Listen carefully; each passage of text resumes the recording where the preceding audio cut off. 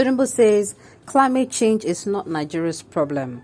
What is smart or lack? Welcome to the news and please subscribe to our channel.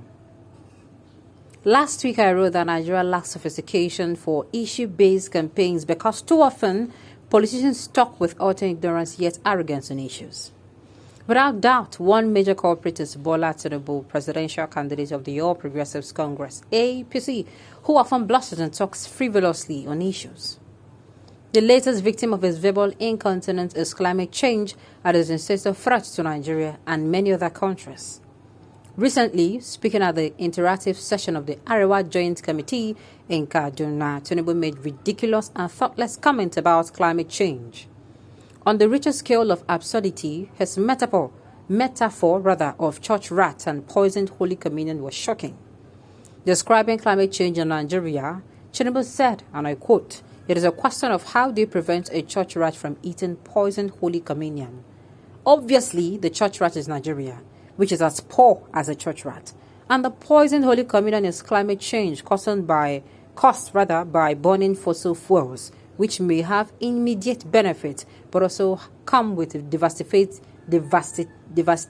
consequences. The short-term benefit of burning fossil fuels is that they are cheap sources of energy, especially if a country has large reserves of coal, oil and gas. That benefit, in quote, is Tinubu's Holy Communion. However, the Holy Communion is poisoned because fossil fuels are the drivers of climate change, which has wreaked havoc around the world, including in Nigeria. You must wonder which fantasy world Tinubu inhabits. Why would the West succumb to Nigeria's threat? Well, they will because it is the climate change. How utterly ridiculous. Some took offense at the religious insult in Tinubu's church rat and poisoned Holy Communion metaphor. But far more offensive is that for someone who wants to be Nigeria's president, he lacks the capacity to think deeply about what he says, especially when he speaks as unscripted. Essentially, Tinubu was saying that because Nigeria, the church rat, is poor, it must eat poisoned Holy Communion. That is, live with climate change and commit harakiri after all. Eating poison can kill. Well, it is worth noting that not every church rat eats poisoned Holy Communion and not every poor country chooses to live with climate change. For instance, Kenya is poorer than Nigeria with a GDP of 98 billion naira 2020 compared to Nigeria's 432.3 billion naira 2020 and a GDP per capita of $1,550 2020 compared to Nigeria's $2,097 2020. Yet, Kenya has achieved real success on climate change. It set a target of 100% renewable energy generation and has nearly reached it. Why? Because it prioritizes tackling climate change. But Tinubu displays appalling ignorance on climate change. In the same Arewa Forum comment, he said, "We are a poor nation. They ban coal. They say firewood is not to be fetched. They say we need to plant trees and they're not giving us money." Continuing, he said, "We need to open our eyes. We need to tell the West if they do not guarantee our finances and work with us to stop this, we are not going to comply with their climate change." Adding with a dismissive shrug of his shoulders, they will do it. Now, a key plank of Tinubu's campaign strategy is that he is clever and knowledgeable and thus can solve Nigeria's problem. But smart people are not frivolous or reckless with words. So how clever and knowledgeable is Tinubu? Well, to find out, let us unpack his climate change comment. First, he said their climate change, meaning the West. He gave the impression that if Nigeria took action to tackle climate change, it would be doing so for the West benefit. Because in his view, climate change is the West problem and not Nigerians. But really, did Tinubu miss President Buhari's speech at the 26th United Nations Climate Change Conference, COP26, in Glasgow, United Kingdom, in November last year? Well, if he missed a statement, here is a key extract from it. In quote, "I do not think anyone in Nigeria needs persuading of a need for urgent action on the environment," President Buhari said at COP26, adding desertification in the north, floods in the center, pollution and erosion on the coast are enough evidence. Continuing, Buhari said, "For Nigeria, climate change is not about the perils of tomorrow, but what is happening today." So which part of a statement does Tinubu disagree with? Does he disagree with Buhari on the devastating impacts of climate change in Nigeria? Extreme floods are currently devastating lives and communities across Nigeria.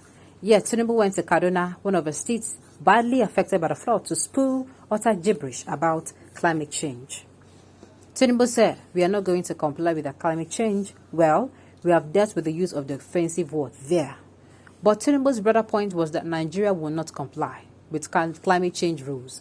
So as agreed at COP15 in Paris in 2015 and COP26 in Glasgow last year, but this exposing Tinubu's utter ignorance of Nigeria's international and domestic commitment. I mean, is Tinubu not aware that Nigeria pledged at COP26 to reach net zero carbon by 2060?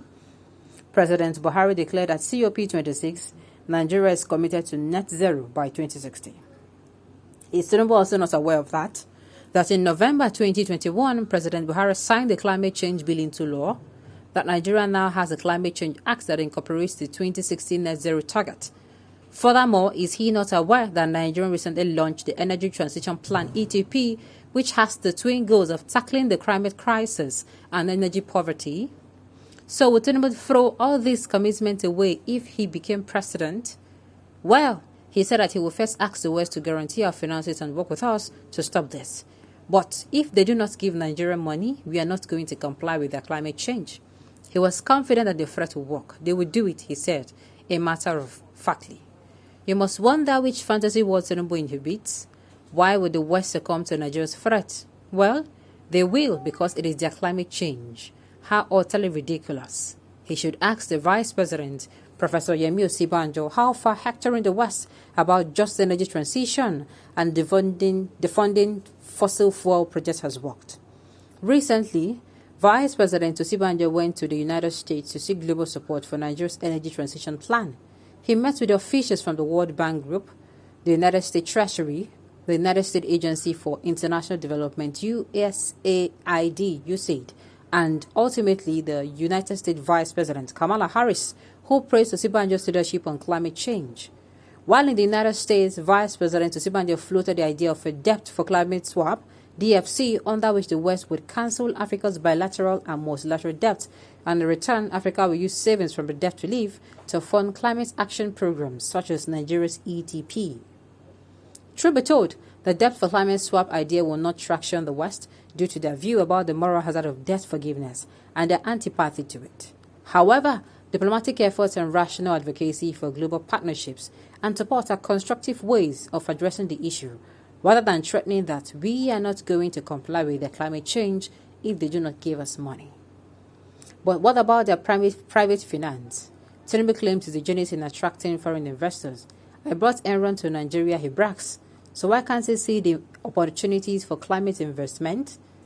Last week, the International Finance Corporation, IFC, an arm of the World Bank, said Nigeria will get $70 billion share of the $1 trillion climate change investment opportunity coming to Africa. Well, where are Tinubu's defenders? I guess in Nagoni to defend them now. Even me, where they talk, I know very little about the matter of climate change. They did not inform him too. He was not informed. All right, so this note we have come.